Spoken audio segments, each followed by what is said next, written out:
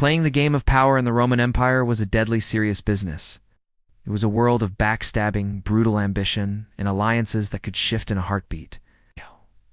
But for the man at the very top, the Emperor of Rome, the biggest threat wasn't always a barbarian army on the frontier or a plotting senator. Often the deadliest enemies were the very men he paid to protect him. What if the greatest danger to the Roman emperor wasn't an invader at the gates, but the elite soldiers standing guard outside his bedroom? Meet the Praetorian Guard, part kingmakers, part bodyguards, and maybe the most notorious assassins in the ancient world. They sold the throne to the highest bidder and helped plunge Rome into chaos for centuries. But what if they never existed? This is the story of how the Roman Empire might have saved itself by getting rid of its own imperial killers before they were even born. To get how this all happened, we have to go back to the very beginning of the Roman Empire. When Augustus Caesar finally came out on top after decades of civil war, he had a big problem. He was an emperor in everything but name, but he had to keep up the appearance of the old republic. The republic had one very strict rule. No armies were allowed inside the city of Rome. An army in the capital was the classic sign of a tyrant. He knew his life was unworth a single coin if he could unprotect himself from the same fate as his great uncle, Julius Caesar. His solution was both a stroke of political genius and a curse on every emperor who came after him, the Praetorian Guard. He officially created 9 elite cohorts, around 4,500 of his most loyal veterans, maybe more to be his personal protectors. He carefully stationed only 3 of these units in Rome, scattering the rest in nearby towns to avoid looking like a military dictator. Being a Praetorian was the best gig in the army. They got at least double the pay of a regular legionary, and often way more. Their term of service was shorter, just 16 years compared to the 20 or 25 a legionary spent on some dreary, distant frontier. And they were the only soldiers allowed to carry weapons in the Sacred Heart of Rome, a walking, talking symbol of the emperor's power. But their real power came from being all in one place.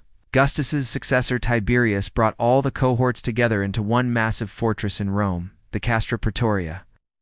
This decision had catastrophic consequences. All of a sudden, a single, powerful military force of thousands was camped right on the doorstep of Roman politics. They were the only real army for hundreds of miles, and they knew it. Augustus had forged a loyal shield for himself, but he'd handed his successors a loaded gun pointed right at their heads. And it really didn't take long for the Guard to figure out just how much power they had. Their first real taste came in 41 AD. The sadistic and unstable Emperor Caligula had pushed them too far, constantly mocking his own protectors. So, a group of Praetorian officers did what a lot of people were thinking. They killed him. In the chaos that followed, as the Senate debated bringing back the Republic, a few guardsmen stumbled upon Caligula's uncle, the terrified scholar Claudius, hiding behind a curtain. They didn't see a trembling old man. They saw an opportunity. They dragged him back to their camp, hailed him as the new emperor, and basically dared the Senate to argue. Claudius, to seal the deal, gave every soldier a huge bonus. This one act set a dangerous precedent for the next 200 years. The Praetorian Guard couldn't just kill emperors, they could create them. From then on, the Guard were major players in the Game of Thrones. Their loyalty wasn't to Rome, but to whoever paid the most.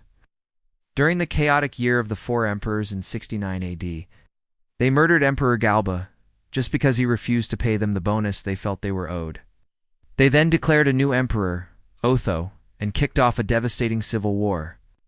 But their most shameless act, the one that showed just how corrupt they had become, was in 193 AD. After murdering Emperor Pertinax because he tried to enforce discipline, the Praetorians did something unbelievable. They put the Roman Empire up for auction. From the walls of their camp, they literally took bids from 2 rich senators. The winner, Didius Julianus, bought the throne for the insane price of 25,000 sesterces per soldier. That was a step too far. The legions on the frontiers were disgusted. A general named Septimius Severus marched his army on Rome. The Praetorians, for all their swagger, were not a real field army. Severus disbanded the entire unit and replaced them with his own loyalists. But the institution itself was just too useful to get rid of completely. Before long, the cycle of greed and murder started all over again. Over their 300-year history, the Guard had a hand in the assassinations of at least 13 emperors, a pretty grim record for a unit whose only job was to protect them. So, what if this institution never existed? What if Augustus decided the risk was just too high? How does Roman history change? In this alternate timeline, the emperor is a lot more vulnerable in his own capital. He doesn't have an elite force to crush a riot or stop a conspiracy in its tracks. Rome's security would fall to the less prestigious urban cohorts and the vigils, who were really more of a combination of a police force and a fire department. An assassination plot that the Praetorian spies might have sniffed out now has a much better chance of succeeding. So how does an emperor survive? He'd have to rely on a different kind of protector. And in reality, many emperors did just that. They kept a small, fiercely loyal bodyguard of foreign soldiers, the asterisk Germani, Corpus, Custodes, asterisk, or German bodyguard. These were men from completely outside the Roman political world. They had no ambition to put their cousin on the throne, and no connections in the Senate. Their only loyalty was to the guy signing their paychecks. In a Rome without Praetorians, this foreign bodyguard would be essential. It would be way smaller, maybe just a few hundred men instead of a 9,000-man army. Its job would be pure protection, not political meddling. The emperor would be safer from his own guards, but he'd also have less muscle to throw around in the city. Rome would be a city without a garrison, forcing the emperor to rely more on popular support and playing nice with the Senate. But here's the twist. Getting rid of the Praetorian Guard doesn't magically fix Rome's biggest problem. In fact, it might make it worse. The single greatest flaw in the Roman imperial system was the lack of a clear legal way to choose the next emperor. When one died, it was often a total free-for-all. The Praetorian Guard was just one piece of this deadly puzzle. The other kingmakers were the huge armies stationed on the Rhine, the Danube, and out in the east. Throughout Roman history, these legions would often just declare their own general as emperor and start a massive civil war. Without the Praetorian Guard in Rome, that dynamic changes completely. A succession crisis is no longer a quick palace coup that's over in a few hours. Instead, every contested succession could instantly blow up into a full-scale civil war. Instead of the Praetorian prefect cutting a deal in the barracks, you could have multiple armies marching on Italy all at once. It's a dark irony, isn't it? The assassins sometimes acted as a twisted sort of safety valve. By quickly getting rid of a hated emperor like Caligula, they delivered a bloody but rapid reset that might have prevented a much larger conflict. Without that release valve, a terrible emperor could reign longer, doing more damage. Until a general on the frontier finally got fed up and marched his army 1,000 miles to take him out. A Rome without Praetorians might trade the chaos of a palace coup for the far more destructive chaos of constant civil war. So what's the verdict? Would Rome have been better off? The answer isn't a simple yes. The empire wouldn't have been a peaceful paradise. It would have been just as violent, but the violence would have looked different. The political center of gravity would shift away from the city of Rome, without a resident army to bully them. The Senate might have clawed back some of its old influence, maybe getting more of a say in who becomes emperor. Crises would be decided not by a quick knife in the palace, but by bloody battles between legions far from the capital.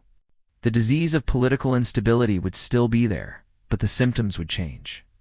Ultimately, the Praetorian Guard was a symptom, not the cause, of the fatal flaw at the heart of the Roman Empire. They were a product of a system that had no good answer to the question, who comes next? They just exploited that power vacuum for their own benefit. The final proof came in 312 AD, after a decisive victory at the Battle of the Milvian Bridge. The new emperor, Constantine the Great, permanently disbanded the Praetorian Guard. He had beaten them in open combat, and saw them as a threat he wouldn't tolerate. He tore down their fortress and scattered the remaining soldiers to the frontiers. He replaced them with new guard units, the asterisk Scali Palatine asterisk, who were loyal to him, and the empire went on. The Praetorian Guard, for all their supposed power, hadn't been essential at all. They were a failed experimenta tool that had turned on its masters one too many times. A Roman Empire without the Praetorian Guard is a world of fascinating what-ifs. It's a Rome with less palace drama, sure, but maybe one more vulnerable to endless destructive civil wars. The cancer of instability would still be there, just spreading in a different way. Rome did, in the end, survive without its imperial killers, but not before suffering through centuries of their treachery. It brings us to the big question. Could the Roman Empire have survived longer asterisk without the Praetorians? Or would their absence have just triggered a faster, more violent collapse? Let us know what you think in the comments below. And if you found this dive into Roman history fascinating, be sure to hit that like button and subscribe for more.